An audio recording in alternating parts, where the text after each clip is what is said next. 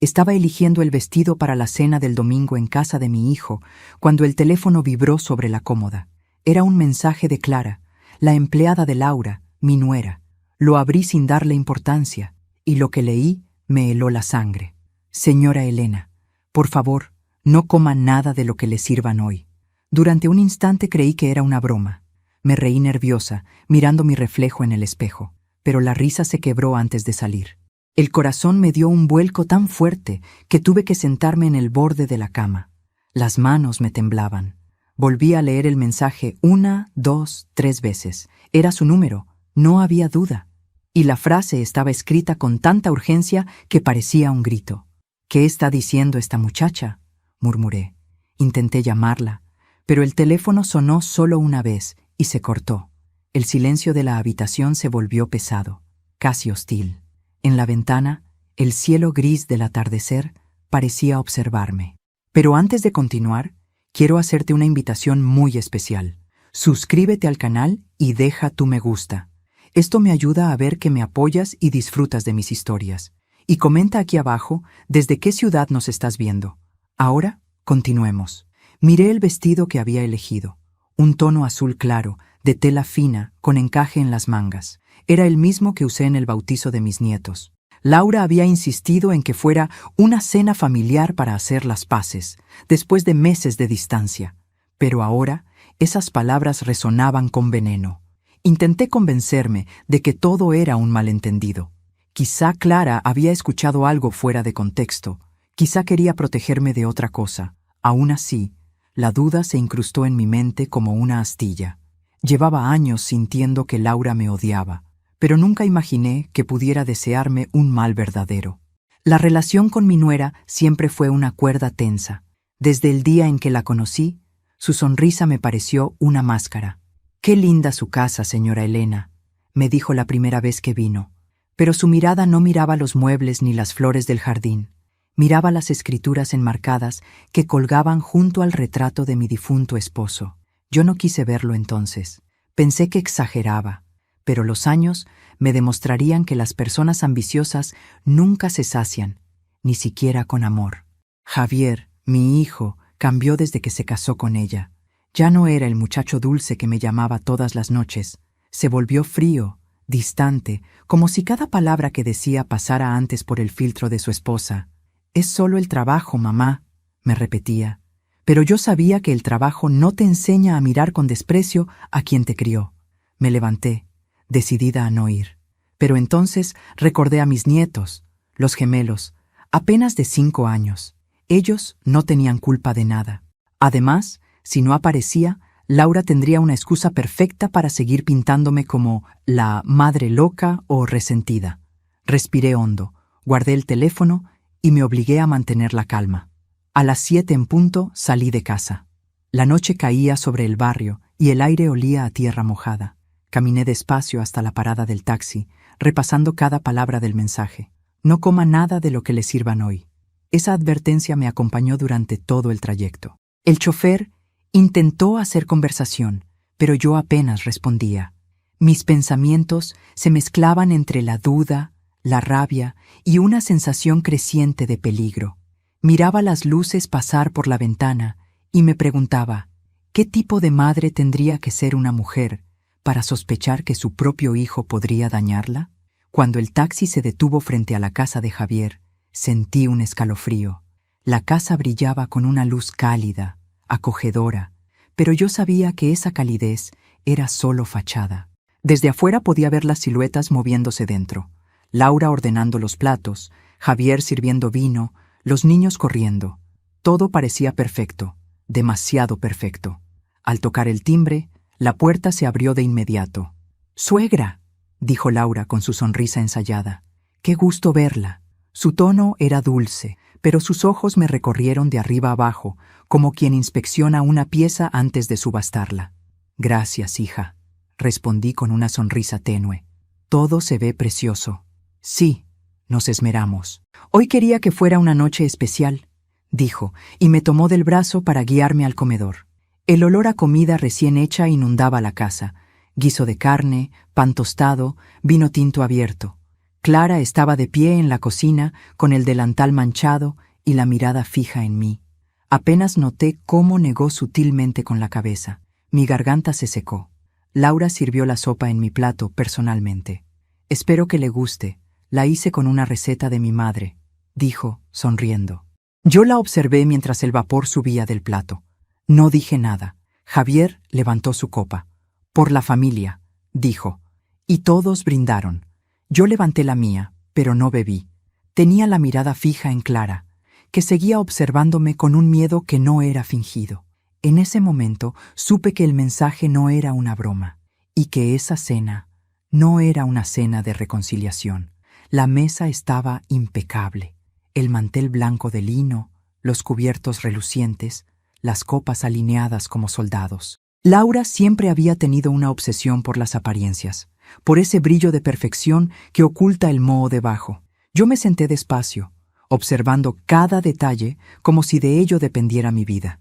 En cierto modo, así era. El mensaje de Clara seguía retumbando en mi cabeza. «No coma nada de lo que le sirvan hoy». Los gemelos corrieron hacia mí. «¡Abuela!», gritaron al unísono. Sus abrazos fueron mi primer respiro de la noche. Los besé con ternura, intentando que no notaran mi nerviosismo. Ellos eran la única pureza en esa casa llena de sombras. «¡Qué lindos están!», les dije. «Mamá nos vistió igual», respondió uno riendo. «Para que no los confundas», añadió el otro. Reí con suavidad, pero mi corazón estaba encogido. Cuando levanté la vista, Laura me observaba desde el otro extremo de la mesa. Sonreía, pero sus ojos estaban fríos, calculadores. «¿Le sirvo un poco más de vino, suegra?», preguntó. «No, gracias, hija. Prefiero agua», respondí. Su ceja se arqueó apenas, una señal mínima, pero suficiente. Ese gesto me confirmó que había algo en el vino también. Javier intentó suavizar el ambiente. «Mamá». Laura se esforzó mucho. «No sabes cuánto quería que esta cena saliera bien». «Lo imagino», dije con una sonrisa que apenas podía sostener. «Huele delicioso». Clara entró en ese momento, con una fuente de carne en las manos. Al pasar detrás de mí, sus dedos rozaron mi hombro, y en ese leve contacto me dejó un papel arrugado. Lo tomé sin que nadie lo notara, lo escondí bajo la servilleta y lo abrí con disimulo. Decía solo 2 palabras: «Está mirando». Sentí un escalofrío que me recorrió la espalda. ¿Quién estaba mirando? ¿Laura? ¿Alguien más? Miré alrededor. El comedor estaba lleno de reflejos. El vidrio de la vitrina, el marco dorado del reloj, la cuchara de postre perfectamente colocada frente a mí. Podía jurar que en cada superficie brillante algo me observaba. Laura comenzó a servir la carne en los platos. Primero a Javier, luego a los niños y por último a mí. El cuchillo brilló bajo la luz de la lámpara mientras cortaba con precisión quirúrgica. «Espero que le guste, señora Elena», dijo sin mirarme. Le puse el toque de vino que tanto le agrada. Asentí con una sonrisa forzada. El vino, otra vez el vino. Era como si me retara, como si supiera que yo ya sospechaba algo. Javier, ajeno o fingiendo estarlo, hablaba de negocios, de viajes, de cosas que no me interesaban. Su voz era hueca, distante. En un momento se detuvo y me dijo: «Mamá, Laura y yo hemos estado pensando que quizás deberías vender tu casa. Es muy grande para ti sola». Sentí el golpe directo al pecho. ¿Venderla? ¿Y a quién se le ocurrió esa idea? Laura intervino con su tono meloso. «Solo lo decimos por su bien. Esa casa necesita mantenimiento. Y usted ya está... bueno, ya sabe».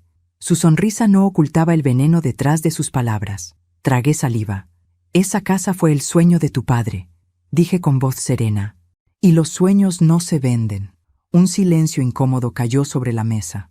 Clara rompió la tensión trayendo una nueva bandeja, pero algo en su rostro me hizo entender que estaba aterrada.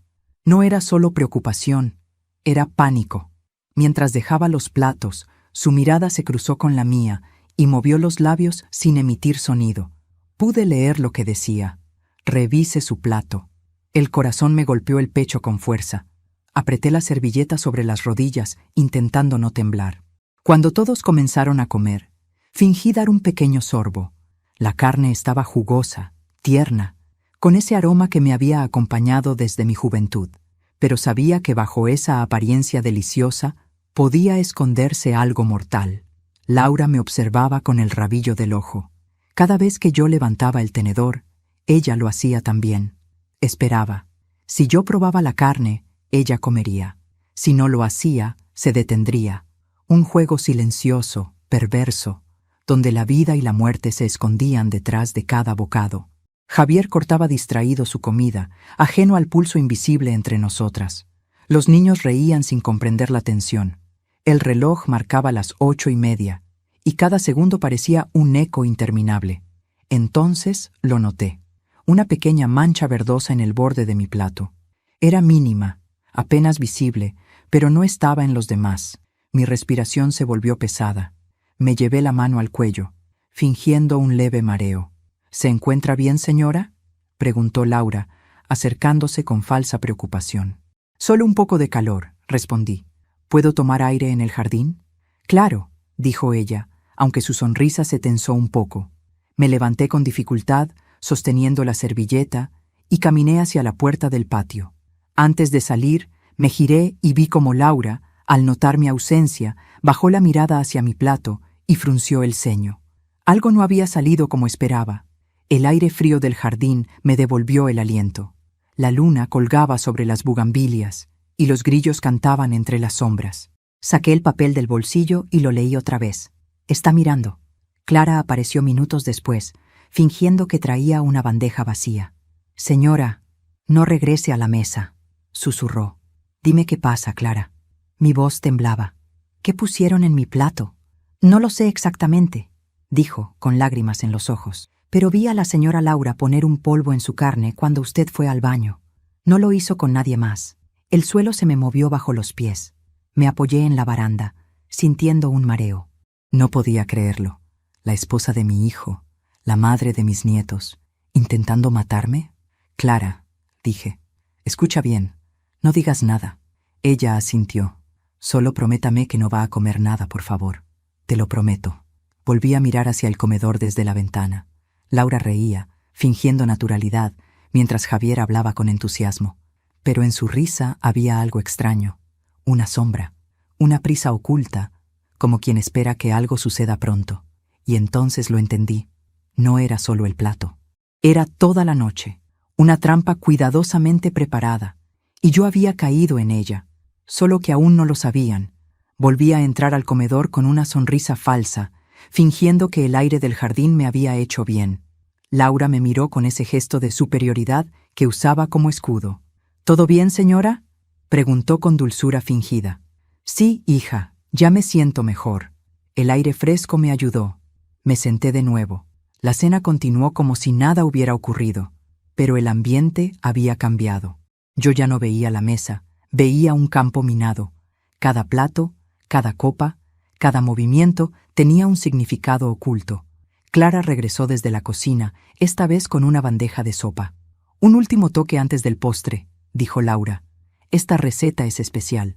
La palabra especial me sonó como un golpe. Observé cómo Clara servía las porciones. Cuando llegó a mí, lo hizo con extrema lentitud, y al inclinar la sopera, la cuchara tembló. Un poco del caldo cayó fuera del plato, sobre el mantel. Laura frunció el ceño, pero no dijo nada. Los niños ya estaban cansados y jugaban distraídos en el sofá. Javier hablaba por teléfono, ajeno a todo. Yo apenas respiraba. El aroma de la sopa era intenso, especiado, pero había algo más. Un olor agrio, casi metálico. No era imaginación. Era el olor de la traición. Tomé la cuchara, fingiendo interés. Parece deliciosa, dije. Pruebe, suegra. Le encantará, insistió Laura. Su voz era tan suave que casi sonaba maternal. Clara me miró desde la esquina, con el rostro blanco como la harina. Me llevé la cuchara a los labios y, justo antes de probarla, Clara tropezó accidentalmente con la silla de uno de los niños, haciendo que toda la sopera se derramara sobre la mesa. El caldo cayó sobre el mantel, las velas se apagaron y el silencio fue absoluto. Laura se levantó de golpe. «Clara, por Dios, eres una inútil». «Lo siento, señora», murmuró ella, recogiendo los pedazos. Yo aproveché el caos para mirar discretamente lo que había caído al suelo. Entre el líquido y los restos de verdura, vi algo flotando, una pequeña cápsula abierta, del tamaño de una uña. Mi respiración se detuvo. No era un error, no era paranoia. Alguien quería matarme. Cuando la cena terminó, fingí estar cansada. Laura me ofreció llevarme, pero insistí en tomar un taxi. Como quiera, señora, dijo con una sonrisa tensa. Ojalá la próxima vez podamos disfrutar sin tantos accidentes. Seguro, respondí. La próxima será más tranquila. Caminé despacio hasta la puerta. Los gemelos me abrazaron antes de irme, y tuve que contener las lágrimas. Mientras los acariciaba, pensé que tal vez esa sería la última vez que los vería. Ya en el pasillo, Clara apareció detrás de mí, respirando agitada. Tenía algo en la mano, un pequeño frasco con un líquido oscuro. Esto estaba en la olla, susurró. Lo encontré cuando fui a limpiar. ¿Estás segura de que venía de ahí? Sí. Lo usó la señora Laura antes de servir su plato. Lo vi con mis propios ojos. Lo tomé con cuidado, envolviéndolo en mi pañuelo. El vidrio estaba tibio, como si aún guardara el calor del fuego. Gracias, Clara. No digas nada. Si te preguntan, no sabes nada. Pero, señora, haz lo que te digo, insistí. Si descubren que me advertiste, tú también estarás en peligro. Ella asintió con lágrimas en los ojos. Cuídese, por favor. No te preocupes, hija. Ahora soy yo quien va a cuidar de ti. El taxi tardó una eternidad en llegar. Mientras esperaba en la vereda, miré hacia la casa. Por la ventana vi a Laura de pie, observándome desde la sala. Tenía los brazos cruzados, una sombra en el rostro. Cuando notó que la miraba, sonrió. Una sonrisa lenta, cruel, llena de confianza. Fue entonces cuando lo entendí. Ella creía que ya había ganado. Guardé el frasco dentro de mi bolso, junto con el teléfono. Mi reflejo en la ventana del taxi me devolvió una imagen que no reconocí. No era la de una mujer mayor, asustada. Era la de alguien que había cruzado una línea. Esa noche supe que el miedo se había acabado.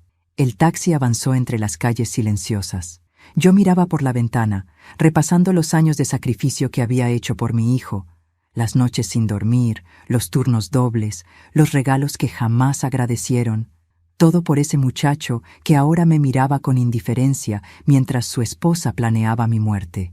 No, pensé, esto no termina así. Al llegar a casa, puse el frasco sobre la mesa. El contenido brillaba débilmente bajo la luz. Tenía un tono ambarino, espeso, casi aceitoso. Algo dentro de mí sabía que, con ese líquido, Laura había cruzado el punto sin retorno. Saqué una libreta del cajón y empecé a escribir. Lo escribí todo: los mensajes, los gestos, el olor de la sopa, la mirada de Clara, la cápsula en el suelo, cada detalle, porque si algo me pasaba, alguien debía saber la verdad. No dormí esa noche. El amanecer me encontró frente a la ventana, con los ojos fijos en el horizonte. Cuando el reloj marcó las 8, ya tenía decidido lo que haría. Llamaría a alguien que aún me debía un favor. Alguien que sabía de venenos más que nadie. Mi difunto esposo había sido médico forense, y su mejor amigo, Ernesto, todavía trabajaba en el laboratorio municipal. Él sabría qué era ese líquido. Tomé el teléfono y marqué su número. ¿Elena? Respondió sorprendido. ¿Cuánto tiempo? Necesito verte, Ernesto. Es urgente. ¿Pasa algo malo? Digamos que podría pasar, y necesito saber antes de que sea demasiado tarde. Guardé el frasco en mi bolso, cerré la puerta y salí. El corazón me latía con fuerza, pero esta vez no de miedo, sino de determinación. No iba a permitir que me borraran de la historia que yo misma construí. Si Laura quería guerra, la iba a tener, y esta vez yo elegiría el campo de batalla. El laboratorio de Ernesto estaba igual que lo recordaba, frío, silencioso, con ese olor a alcohol y metal que siempre me resultó insoportable. Él seguía igual también, solo un poco más encorvado, con las manos manchadas por el tiempo y los ojos cansados de mirar horrores. Cuando me vio, dejó los guantes sobre la mesa y me abrazó con ternura. No pensé que volvería a verte en estas circunstancias, Elena. Su voz era grave, amable, pero cargada de preocupación. Ni yo, respondí, sacando el frasco del bolso. Necesito que analices esto. ¿Qué es? Algo que me sirvieron en la cena. Ernesto arqueó una ceja. ¿La cena? ¿Y por qué crees que...? Solo hazlo, interrumpí, casi suplicando. Y dime la verdad, pase lo que pase. Lo observé mientras colocaba el líquido en un pequeño tubo y lo introducía en una máquina vieja que zumbaba con un sonido monótono. El tiempo se volvió denso. Cada segundo era una gota de sudor resbalando por mi espalda. Ernesto me miró con un gesto que no olvidaré jamás. ¿Quién te sirvió esto, Elena? Mi nuera. ¿Y quién preparó la comida? Ella también, pero la empleada dice que no estaba sola. Él suspiró, apoyando las manos en la mesa. Lo que hay aquí es arsénico, puro. La palabra se clavó en mi pecho como una lanza. El sonido del laboratorio desapareció. Solo escuché mi respiración agitada, mis latidos desbocados. ¿Estás segura?, logré decir. Completamente. Y no solo eso. Tomó otro papel, donde anotó algo más. Este tipo de arsénico no se consigue fácilmente. Es un compuesto antiguo, usado en laboratorios médicos hace décadas. Mi mente empezó a correr. Antiguo, médico, mi difunto esposo. ¿Podría venir de un lugar personal?, pregunté. Ernesto me miró con cautela. Elena, este compuesto lo usaba tu esposo en los años 90, cuando trabajaba en la morgue. Solo había 3 personas que tenían acceso. Él, yo y alguien más. ¿Quién?, susurré. Tu hijo, Javier.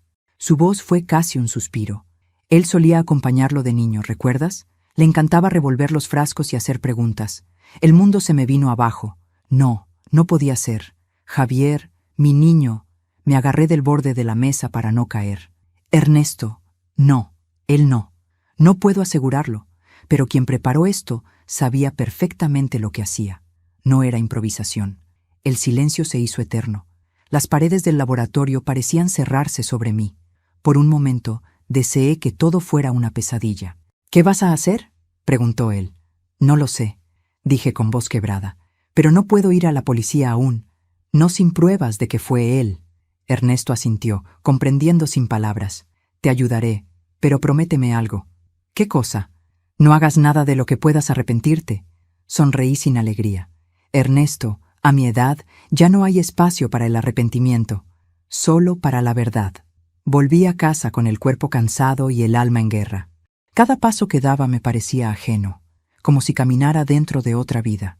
No podía quitarme de la cabeza la posibilidad de que mi propio hijo estuviera involucrado.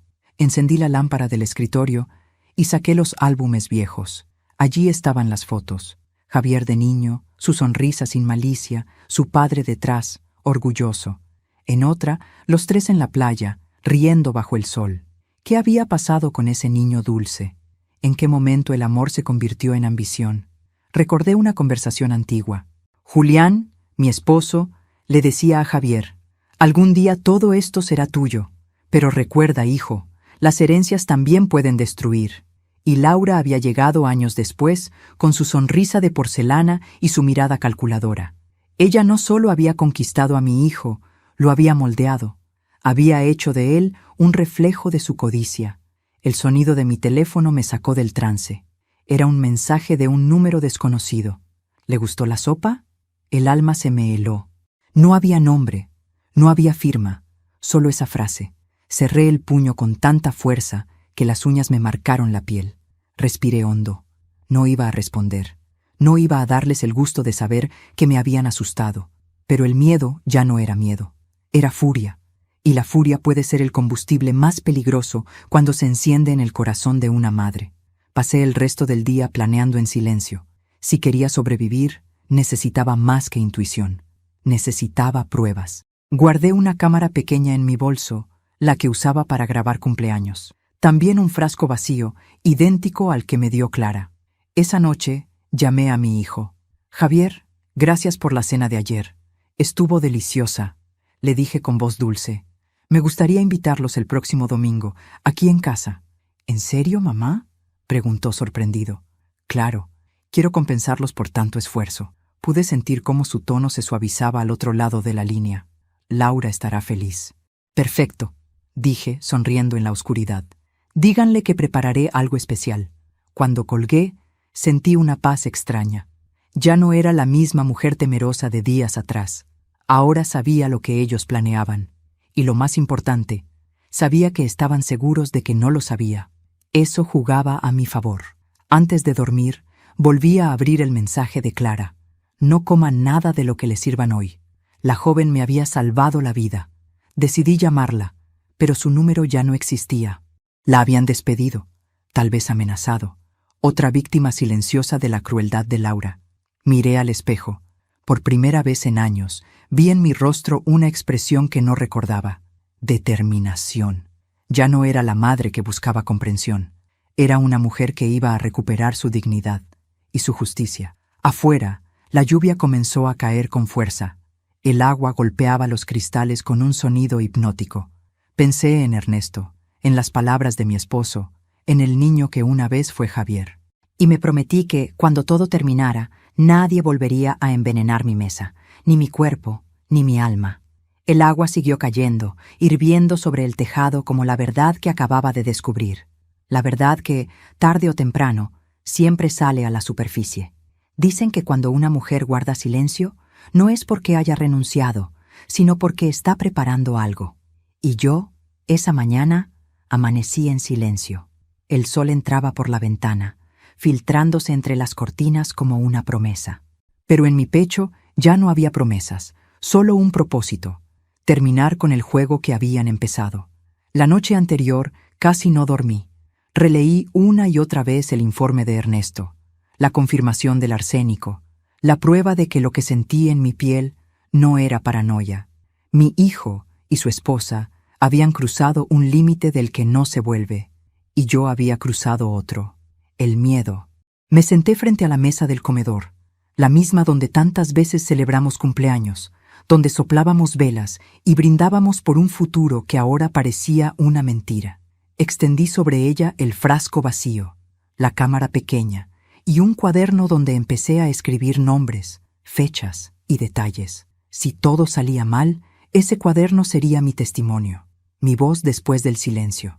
A media mañana recibí una llamada de Javier. «Mamá, Laura está emocionada con la invitación», dijo, fingiendo entusiasmo.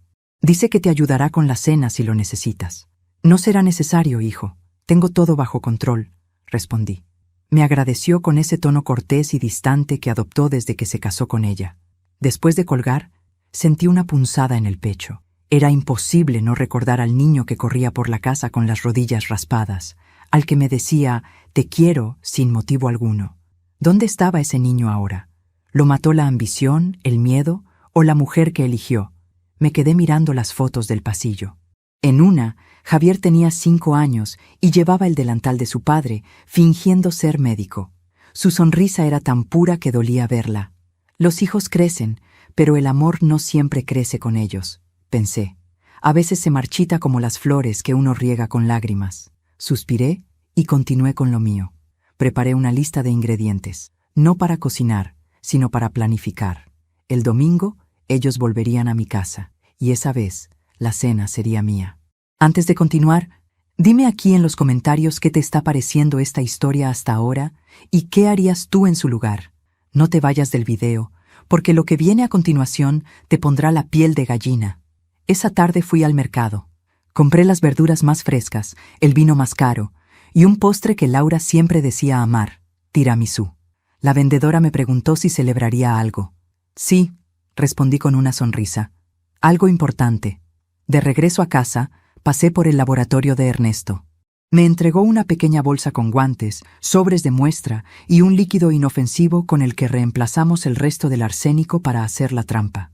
«Elena, ¿estás segura de esto?», preguntó, preocupado. «Completamente. No quiero matarlos, Ernesto. Quiero que el mundo vea quiénes son». Él asintió, sin decir nada más. Los días previos fueron un ensayo de serenidad. Caminaba por la casa, practicando mis gestos, mi sonrisa, mis frases. Me miraba al espejo y decía en voz alta: «Qué gusto tenerlos de nuevo en casa». Sabía que debía sonar natural. Si algo aprendí en mis 65 años, fue que la calma puede ser el disfraz más poderoso. El sábado por la noche, mientras terminaba de limpiar, escuché el timbre. Era Clara. No sabía si volvería a verla. Sus ojos estaban hinchados, la voz temblorosa. «Señora». No me quedé tranquila. Tenía que saber cómo estaba. La abracé. Estoy viva gracias a ti. No podía quedarme callada. Lo que vi me persigue. Ya no te preocupes, hija. Todo saldrá bien, pero necesito que me ayudes una vez más. Le expliqué mi plan: grabar la cena, registrar las conversaciones, obtener las pruebas que demostrarían que todo era cierto. Clara dudó. ¿Y si la señora Laura se da cuenta? No lo hará. Ella cree que me quebré, pero no sabe que una mujer herida también puede ser peligrosa. Esa noche, mientras Clara colocaba discretamente la cámara en un jarrón del comedor, pensé en todas las mujeres que fueron llamadas locas por sospechar la verdad. Pensé en mi madre, en mis abuelas, en todas las que amaron tanto que olvidaron amarse a sí mismas. Yo no iba a ser una más. El domingo llegó envuelto en un aire distinto. El sol brillaba con una calma que parecía ironía. Preparé la mesa con esmero, el mantel bordado, la vajilla de porcelana, las copas de cristal. Nada debía parecer fuera de lugar. A las 7 en punto, el timbre sonó. Laura fue la primera en entrar, perfumada y sonriente. ¡Qué sorpresa, suegra! No pensé que tuviera tantas energías para cocinar. Nunca se me acaba la energía para mi familia, respondí con una sonrisa afilada. Javier entró detrás, con los niños dormidos en brazos. Los dejaremos en la habitación de arriba, dijo. Asentí.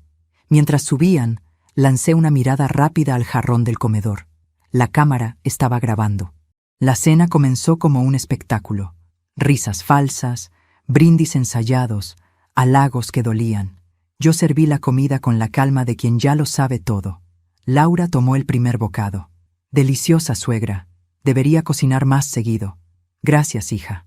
Me alegra que confíes en mí. Javier levantó su copa. Por la reconciliación, dijo. Por la verdad, respondí, mirando la lente escondida tras las flores. Bebimos. La cámara lo registró todo. Las palabras, los gestos, las miradas. Y lo que ocurriría después, nadie lo olvidaría. Esa noche, cuando se marcharon, la casa quedó en silencio otra vez. Pero no era el silencio del miedo. Era el silencio que precede a la justicia. Apagué las luces y guardé la cámara en mi bolso. Sabía que el video que contenía esa grabación tenía el poder de cambiarlo todo. Y lo haría, porque antes del veneno había existido el amor. Y cuando el amor muere, lo único que queda es la verdad. Y una mujer dispuesta a hacerla arder. El reloj marcaba las 8 en punto cuando el timbre volvió a sonar. Esa misma sensación recorrió mi cuerpo. El temblor previo a la tormenta. Pero esta vez no era miedo. Era precisión.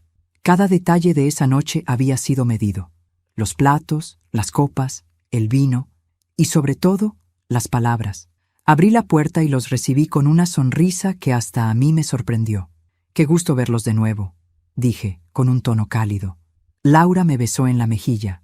Su perfume era el mismo de siempre, dulce y pesado, como una máscara que intentaba tapar la podredumbre.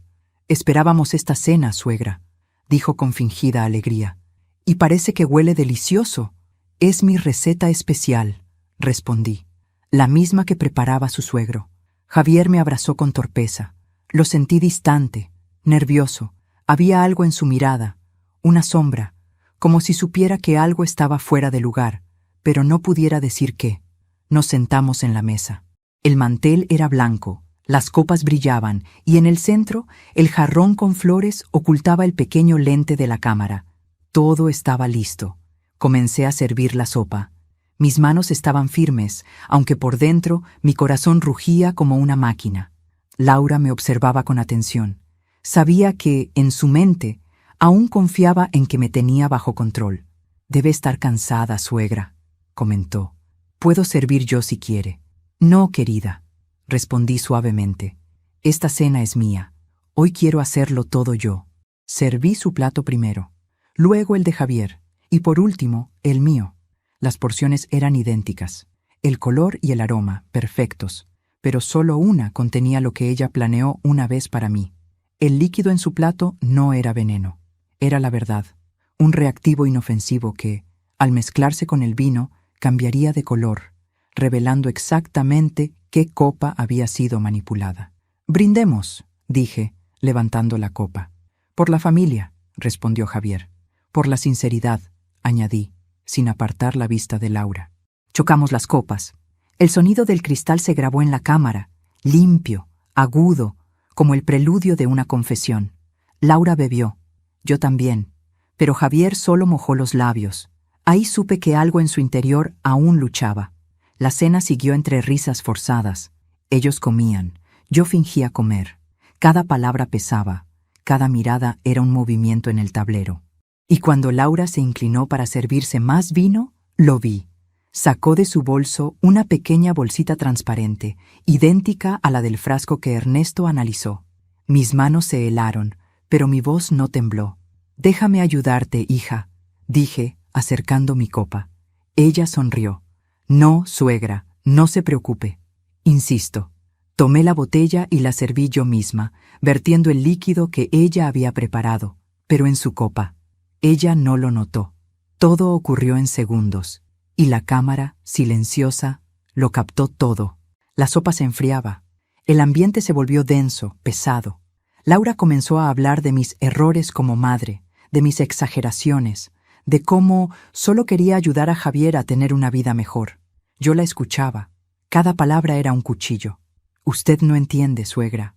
Los tiempos cambiaron. Usted se quedó atrás, con sus manías y sus reglas». «¿Reglas?», repetí, en voz baja. «¿Te refieres a no envenenar a la gente en la mesa?». Ella se congeló. Javier la miró, confundido. «¿Qué estás diciendo, mamá?».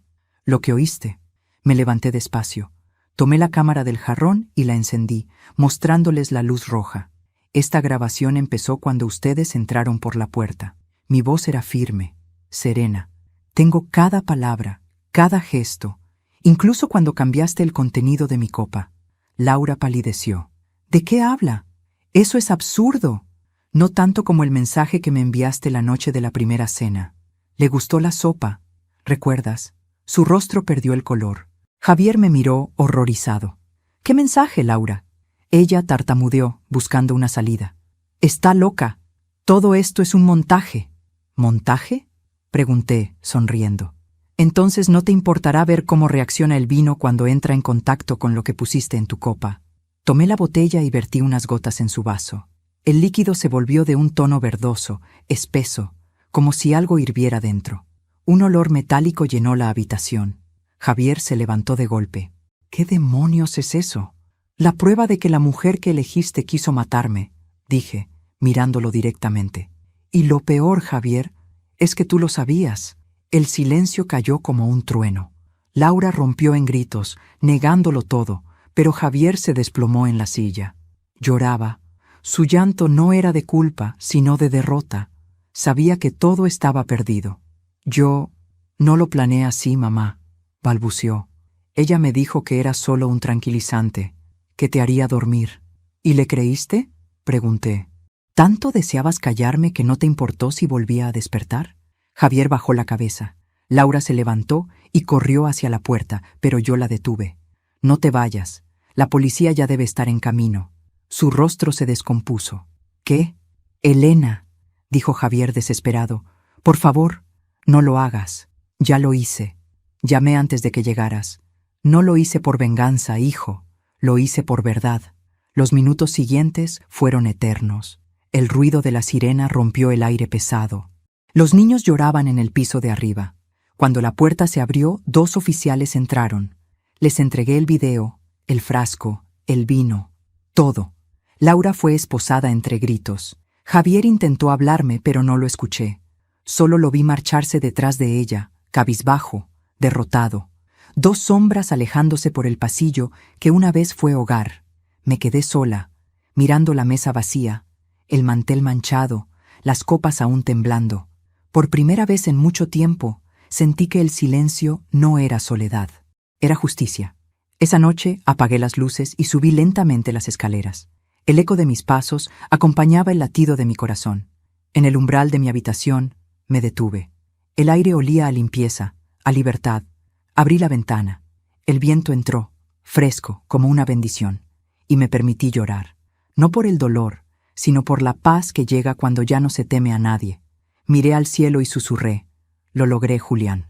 No pudieron conmigo. Cerré los ojos, dejando que el aire nocturno me envolviera. Esa fue la noche en que volví a respirar sin miedo, Han pasado 3 días desde aquella noche, 3 días desde que las sirenas iluminaron mi casa, desde que los gritos de Laura resonaron hasta perderse entre los ecos de la madrugada. 3 días desde que mi hijo bajó la cabeza y se marchó sin mirar atrás. El silencio que quedó después no era el de la paz, era el del vacío. Esa clase de silencio que se instala cuando uno se da cuenta de que la verdad tiene un precio. Y ese precio casi siempre es la soledad. Los vecinos comenzaron a evitarme. En el mercado ya nadie me saludaba como antes. Algunos cuchicheaban cuando pasaba. Otros fingían no verme. Y aunque dolía, entendía que la gente teme acercarse a quien se ha enfrentado al mal, incluso cuando el mal tenía apellido familiar. Me refugié en mi rutina. Preparar café, regar las plantas, ordenar las fotografías, todo con una calma forzada. Pero había algo en el aire, una sensación persistente de que aún no todo había terminado, como si las sombras que creía haber desterrado se negaran a abandonar mi casa. La tarde del tercer día, mientras tejía junto a la ventana, escuché el timbre. No esperaba a nadie. Al asomarme por la mirilla, vi a un hombre de traje oscuro, con un maletín y una expresión demasiado seria para ser un vendedor. Abrí la puerta con cautela. ¿La señora Elena Gutiérrez?, preguntó, mostrando una identificación. Sí, soy yo. ¿Qué desea? Mi nombre es Ramiro Castañeda, del Ministerio Público. Vengo a entregarle una notificación y a hacerle unas preguntas sobre el caso de su nuera. Mi corazón se detuvo por un instante. ¿Ha pasado algo? Eso es lo que queremos aclarar. ¿Puedo pasar? Lo invité a entrar. Ramiro tenía una presencia imponente, pero su tono era cortés, incluso empático. Sacó unos papeles del maletín y los colocó sobre la mesa. Señora Gutiérrez, su testimonio fue clave para el arresto de la señora Laura Medina y su hijo, el señor Javier Gutiérrez. Mi hijo no fue arrestado, interrumpí. Solo declararon que lo interrogarían. Así es, pero hay nuevos elementos. Me senté, temiendo lo que vendría. Ramiro abrió una carpeta y deslizó hacia mí una fotografía. Era una imagen borrosa, tomada en un estacionamiento subterráneo. En ella se veía a Javier hablando con una mujer que no era Laura. Alta, cabello castaño, rostro parcialmente cubierto. ¿La reconoce?, preguntó. No, respondí, aunque algo en su silueta me resultaba familiar. Su nombre es Silvia Ortega. Trabajaba en el hospital donde su esposo laboró durante años. También fue su asistente en los últimos meses antes de que falleciera. Tragué saliva. ¿Qué tiene que ver ella con todo esto? Ramiro se reclinó en la silla, observándome con atención. Tenemos razones para creer que Silvia fue quien consiguió el arsénico. Los registros del laboratorio donde su esposo trabajaba indican que ella retiró el compuesto hace 6 meses, usando su antiguo número de empleado. Sentí un vértigo profundo. Eso significa, murmuré, que lo tenían planeado desde antes. Exactamente. Y lo más inquietante, añadió, es que no actuaban solos. Me miró directamente a los ojos. Hay evidencia de que alguien más financió la compra de ciertos materiales, alquiló una casa y ordenó la vigilancia de su domicilio. ¿Qué? ¿Me estaban vigilando? Durante meses, señora Gutiérrez, desde mucho antes de aquella primera cena. Me quedé en silencio. La piel se me erizó. Una parte de mí ya lo intuía, pero escucharlo en voz alta fue como recibir un golpe seco en el pecho. Ramiro continuó. Su nuera lo confesó parcialmente durante el interrogatorio. Dijo que había un tercero, alguien que la presionaba para terminar lo que empezó, pero se negó a dar nombres. Mis manos comenzaron a temblar. ¿Y mi hijo? ¿Qué dice él? Asegura no saber nada, pero creemos que miente. Ramiro se levantó y caminó hasta la ventana. El sol comenzaba a ocultarse, tiñendo la sala con un tono dorado y melancólico. Le diré algo fuera del registro, dijo volviéndose hacia mí. No confíe en nadie todavía. Si nota algo extraño, comuníquese directamente conmigo. Asentí, sintiendo cómo el peso del miedo regresaba lentamente a mis hombros. Él guardó los papeles y se marchó, pero antes de salir, dejó un sobre la mesa. Esto lo dejaron en la oficina esta mañana, dirigido a usted. No sabemos quién lo entregó. Cuando la puerta se cerró, me quedé mirándolo por varios segundos. Era un sobre blanco, sin remitente. Solo mi nombre escrito a mano, con una caligrafía que reconocí de inmediato, la de Javier. Mis dedos temblaban mientras lo abría. Dentro había una carta, escrita con prisa. Decía: «Mamá, no todo es como parece. No creas lo que te dicen. Yo no quería hacerte daño, pero alguien me obligó. Si supieras lo que descubrí después, hay cosas que ni Laura ni yo controlábamos. Perdóname, no puedo quedarme. Me están vigilando. Si quieres entenderlo todo, busca en el armario del taller viejo. Allí guardé lo que mi padre nunca quiso que nadie encontrara». Se me heló la sangre. El taller, el mismo donde Julián, mi esposo, pasaba horas ordenando sus archivos después de jubilarse. Ese lugar que había permanecido cerrado desde su muerte. Esa noche no pude dormir. La carta descansaba sobre mi mesa de noche, y yo no dejaba de mirarla, como si las letras pudieran cambiar si las observaba el tiempo suficiente. Lo que mi padre nunca quiso que nadie encontrara. ¿Qué significaba eso? ¿Era posible que Julián también estuviera implicado, aún después de muerto? A las 3 de la madrugada, encendí una linterna, tomé la llave del taller y bajé las escaleras. El aire olía a madera vieja y humedad. El candado oxidado se dio con un crujido. Dentro, el polvo cubría todo. Herramientas, cajas, frascos etiquetados con nombres químicos. Todo estaba igual que cuando él vivía.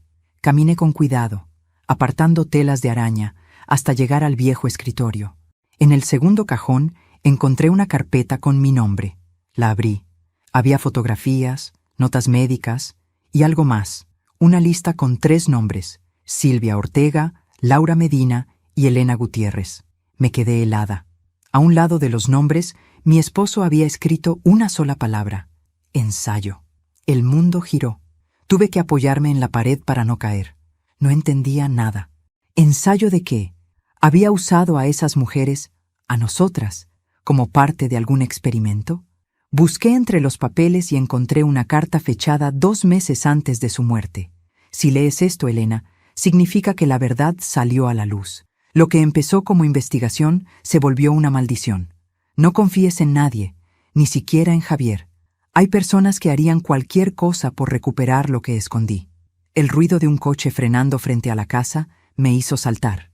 Corrí hacia la ventana y vi, bajo la lluvia, un vehículo oscuro. Dentro, una silueta encendió un cigarrillo. Esperó. No se movía. El miedo me recorrió de pies a cabeza. Cerré la cortina y apagué la linterna. Apreté la carta contra el pecho y susurré: «¿Qué hiciste, Julián? ¿Qué hicimos todos?» Esa noche entendí algo que me heló por dentro. La traición de Laura y Javier no era el principio, sino el eco de algo más antiguo, más profundo. Un secreto que mi esposo había enterrado antes de morir, y que ahora alguien estaba decidido a desenterrar, cueste lo que cueste. Me encerré en mi habitación, sosteniendo las cartas, los papeles y el miedo entre las manos. La lluvia no cesaba, y mientras las gotas golpeaban el cristal, supe que la historia no había terminado, porque cuando una verdad lleva demasiado tiempo escondida, siempre encuentra su manera de volver a la superficie. Y esta vez, no pienso esperar sentada a que me toque la puerta. No dormí en toda la noche. Las sombras se movían en las paredes, como si la casa entera respirara un aire ajeno, antiguo, cargado de secretos. Cada rincón parecía susurrar el nombre de Julián, mi esposo. Durante años lo había recordado como un hombre noble, un médico entregado, un esposo amoroso. Pero esa noche, el peso de las cartas y de la carpeta hallada en su taller aplastaba esa imagen como una figura de vidrio rota entre mis manos. El amanecer llegó sin aviso. La luz atravesó las cortinas, iluminando el escritorio donde reposaban los papeles que había encontrado: informes clínicos, nombres de pacientes, resultados químicos, y en todos ellos una misma sustancia destacada con tinta roja: arsénico trióxido. Mi respiración se volvió pesada. Aquello no era una coincidencia. Era una advertencia que había estado frente a mí todo el tiempo. Tomé el teléfono y marqué el número de Ramiro Castañeda, el investigador que me había visitado el día anterior. Contestó con voz somnolienta: «Señora Gutiérrez, ¿está bien? Necesito verlo. Es urgente. Encontré algo en el taller de mi esposo». ¿Qué encontró? Pruebas de que él sabía todo. El silencio del otro lado fue largo. «Voy para allá», dijo finalmente. Ramiro llegó 1 hora después. Llevaba su habitual traje oscuro y una expresión de alerta. Cuando entró, la casa aún olía a humedad y a café recién hecho. Le mostré la carpeta, los informes, las cartas. Él los revisó con atención, frunciendo el ceño. Esto cambia todo. Su voz era grave. Su esposo trabajaba en un proyecto experimental del hospital, ¿verdad? Sí, algo relacionado con tratamientos oncológicos. Me decía que estaban buscando una forma de controlar la expansión de tumores con microdosis de arsénico. Exactamente, asintió. Pero hay registros de que ese programa fue cerrado hace 10 años, después de que murieran 2 pacientes de forma inexplicable. Mi piel se erizó. ¿Está diciendo que Julián? No lo sabemos aún, pero estos documentos prueban que él siguió con la investigación por su cuenta, fuera de los registros del hospital. Ramiro colocó sobre la mesa una fotografía en blanco y negro. En ella se veía un grupo de médicos de pie frente a un cartel que decía: Proyecto ELARA, terapias experimentales de microdosis controladas. Reconocí el rostro de Julián en el centro. A su lado estaban Silvia Ortega y un tercer hombre que no conocía. Un detalle me llamó la atención. Todos llevaban un broche metálico con una E grabada. ELARA, susurré. Era el nombre que él mencionaba a veces, como si hablara de algo sagrado. ELARA era el nombre de su proyecto, confirmó Ramiro. Pero según los archivos, el financiamiento provenía de una empresa privada que desapareció hace años. Se levantó y empezó a caminar por la sala. Su hijo Javier trabajaba en el mismo hospital, ¿verdad? Sí, Julián lo ayudó a entrar. Entonces, lo más probable es que haya tenido acceso a los archivos antiguos. Y si esa mujer, Laura, se involucró, el proyecto revivió, completé, sintiendo el peso de las palabras en mi boca. Ramiro se fue poco después, prometiendo investigar el paradero de Silvia Ortega y del misterioso tercer hombre de la foto. Yo me quedé sola, con el sonido del viento colándose por las rendijas del taller. Sabía que no podía quedarme de brazos cruzados, así que decidí hacer lo que nunca imaginé: regresar al hospital donde Julián trabajó los últimos años. El edificio, un bloque gris y silencioso, seguía en pie. El guardia de seguridad, un hombre mayor, me reconoció. ¿La señora Gutiérrez? Qué gusto verla, aunque lamento tanto lo de su marido. Gracias, Tomás. Necesito pasar al laboratorio antiguo. ¿El de la planta baja? Dijo, sorprendido. Pero eso lleva cerrado años. Solo serán unos minutos. Con un suspiro, me entregó las llaves. El aire del laboratorio estaba cargado de polvo y memoria. Los frascos aún tenían etiquetas con la letra de Julián. Solución base, compuesto X, prueba 19. Caminé hasta el escritorio del fondo. Había un cajón cerrado con llave, pero en el bolsillo del abrigo de Julián, guardado como reliquia desde su muerte, encontré una vieja llave de metal. Encajó a la perfección. Dentro, un cuaderno con la misma E grabada. Lo abrí. Cada página era un mapa del horror. Anotaciones detalladas de pacientes, dosis, reacciones, y al final, un párrafo subrayado. El compuesto E tiene potencial regenerativo, pero su acumulación produce deterioro neurológico progresivo. Silvia insiste en continuar. Javier muestra interés en comercializar el resultado. Me niego. Si me pasa algo, sabrán quién traicionó el proyecto. El corazón me martillaba el pecho. Silvia y Javier, susurré. Eran ellos desde el principio. Salí del laboratorio temblando. El viento azotaba las ventanas del pasillo y sentí que cada paso me alejaba más de la vida que conocí. Mi hijo había traicionado a su padre, robado su investigación y utilizado a su esposa como cómplice. Pero lo peor era otra cosa. El veneno que me habían dado no era para matarme, era para probarme. Recordé las palabras de la carta.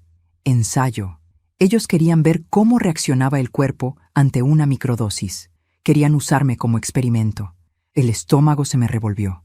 Me apoyé contra la pared para no caer. Era demasiado. Demasiada traición, demasiado dolor. Pero entonces algo cambió dentro de mí. El miedo se transformó en una llama firme, silenciosa. No podía permitir que el legado de Julián, corrompido por su propio hijo, siguiera vivo. Tenía que acabar con todo. Esa noche regresé al taller. Encendí una lámpara vieja y saqué del cajón los frascos restantes del proyecto. Algunos estaban rotulados con fechas recientes. Javier había estado allí, probablemente antes de intentar envenenarme. Decidí grabar un video. Me senté frente a la cámara, con las cartas y los documentos extendidos sobre la mesa. Mi nombre es Elena Gutiérrez, comencé. Si están viendo esto, significa que la verdad por fin salió a la luz. Conté todo. El experimento, la conspiración, la muerte de Julián, la traición de Javier y Laura y el intento de asesinato. No busco venganza, dije con voz firme. Busco que el nombre de mi esposo no quede manchado por quienes usaron su trabajo para dañar. Guardé la grabación en una memoria USB y la dejé en el sobre que Ramiro me había dado. Al día siguiente, la envié a su oficina. Pasaron 3 semanas. La policía encontró a Silvia Ortega en un hotel de Veracruz, intentando huir del país.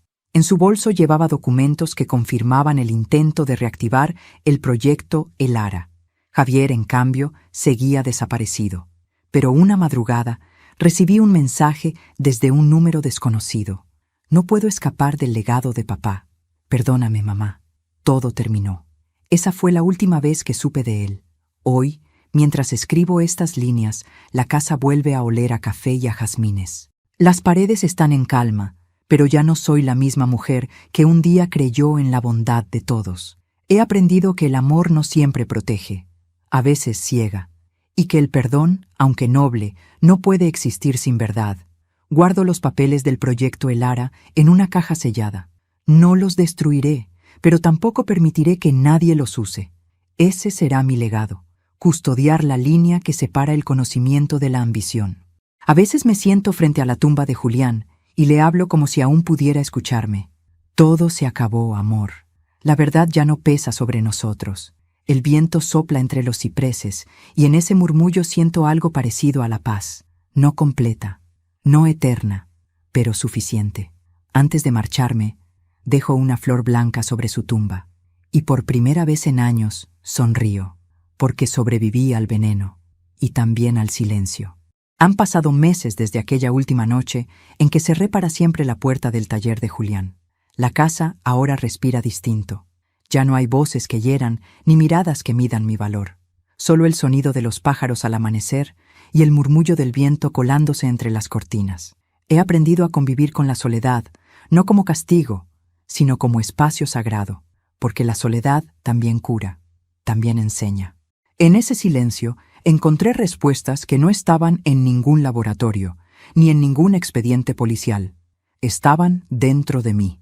Durante años viví creyendo que amar era soportar, que callar era proteger, que ser madre era perdonar aunque te desangraras por dentro.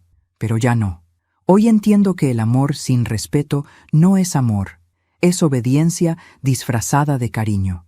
A veces pienso en Javier, no con odio, sino con esa tristeza que deja la ausencia de quien pudo ser y no fue. No sé dónde está, ni si aún vive, pero donde sea que esté, espero que haya entendido lo que destruyó por ambición. Y de Laura, prefiero no hablar. La justicia se encargará de lo que yo ya solté. He vuelto a coser, a leer y a escribir pequeñas cartas para mí misma. Cada día me repito, no fuiste débil, fuiste paciente. Y cuando la culpa intenta regresar, la miro de frente y le digo, yo también merezco estar viva. Si has llegado hasta aquí, gracias por acompañarme en esta historia. Mi voz es la de muchas mujeres que alguna vez fueron silenciadas en su propia casa. Y si tú también has sentido miedo, o te has sentido sola, recuerda esto. No hay veneno más peligroso que el que nos hace creer que no valemos nada. Pero antes de despedirme, quiero hacerte una invitación muy especial. Suscríbete al canal y deja tu me gusta. Eso me ayuda a saber que estás aquí, apoyando estas historias que salen del corazón. Y cuéntame en los comentarios desde qué ciudad nos estás viendo, qué sentiste con esta historia y qué habrías hecho tú en mi lugar. Soy Elena Gutiérrez y esta fue mi historia.